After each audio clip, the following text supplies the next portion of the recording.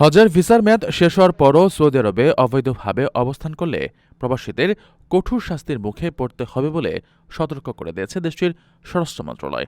নিয়ম লঙ্ঘনকারীদের সর্বোচ্চ ৫০,০০০ Saudi Real জরিমানা, ৬ মাস পর্যন্ত কারাদণ্ড এবং নিজ দেশে ডিপোর্ট করা হবে বলে জানানো হয়েছে।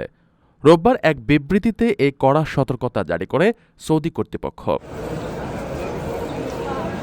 স্বরাষ্ট্র মন্ত্রণালয়ের বিবৃতিতে বলা হয়েছে, হজ মৌসুমের হাজিদের সার্বিক নিরাপত্তা ও নির্বিঘ্নে হজ পালনের পরিবেশ নিশ্চিত করতে সব ধরনের নিয়মকানুন কঠোরভাবে মেনে চলা জরুরি।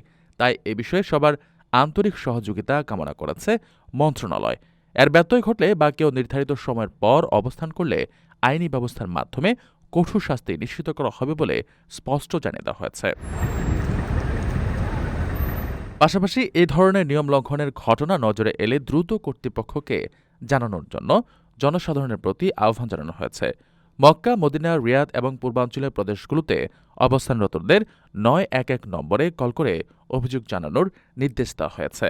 এছাড়া সৌদি আরবের অন্য যেকোনো অঞ্চল থেকে এই সংক্রান্ত অভিযোগ জানাতে ৯৯৯ নম্বরে যোগাযোগ করতে বলেছে দেশটির স্বরাষ্ট্র মন্ত্রণালয়।